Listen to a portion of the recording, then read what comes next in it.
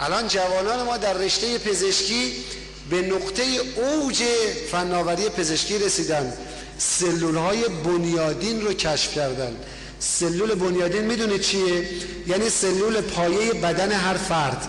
اگه شما اینو پیدا کنی توسط این میتونی تمام اندام اون فرد رو بسازی، چشمشو بسازی، قلب بسازی، کبد بسازی، کلیه بسازی، نصب کنی، این اولش کار کنی. دشمن میخواهد به ما بگوید نمیتوانید.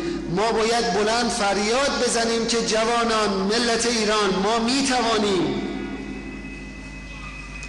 یه خانم دبیری چند وقت پیش با من تماس گرفت که آقای فلانی، ما در مدرسه‌مون یک دختر بچه 16 ساله کلاس سوم دبیرستان رشته ریاضی فیزیک اومده میگه خانم دبیر، من تو خونمون انرژی هسته‌ای رو کشف کردم،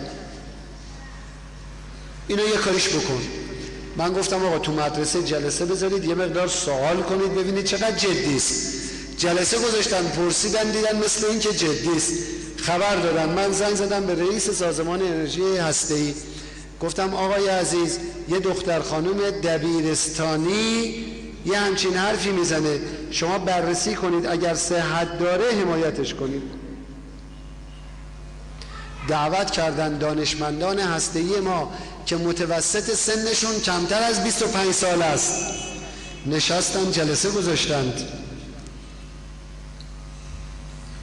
این دختر خانم رو دعوت کردن، پرسجو، دیدن درست میگه. گفتن خب بیام تو خونت ببینیم چیکار داری میکنی.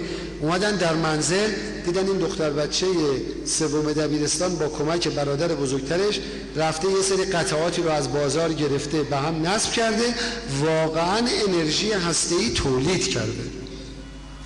که خب الان برداشتن بردن اونجا و بالاخره یه دانشمند هسته‌ای شده دیگه، براش اسکورت گذاشتن، برو بیا، ماشین و راننده. و این خودباوری است. خودباوری است که یه جوان 23 ساله